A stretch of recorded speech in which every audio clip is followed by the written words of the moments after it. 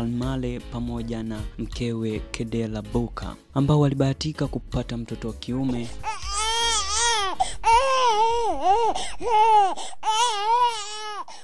na kumpa jina la Robert Nesta Marley, ambaye alikuja kuwa maarufu kama Bob Marley. Miaka 44 imepita tangu dunia impoteze mtu mashuhuri jasiri ambaye mpaka leo anaendelea kusimuliwa, hususan huko kwao Jamaica, ambao watu wake wamekuwa na utamaduni wao wa kuvalia sare, mavazi yenye rangi tatu: nyekundu, kijani pamoja na rangi ya njano, yanayowakilisha bendera ya Jamaica, na ufugaji wa nywele nyingi na kujibatiza jina la Rastafari.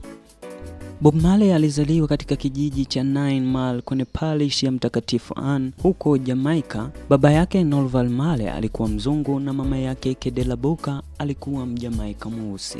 Bob Marley aliishi na ndoto ya kuja kuwa mtabiri, na kwa kipindi cha ukuaji wake alikuwa akiwatabiria marafiki zake kwa kuwashika viganja vya mikono na kuwatabiria ya mbeleni. Wao wazungu wamekuwa wakisema future. Historia ya huzuni ilimwacha Bob Marley chini ya mzazi mmoja, mama yake, pale baba yake alipofariki akiwa na umri wa miaka 10.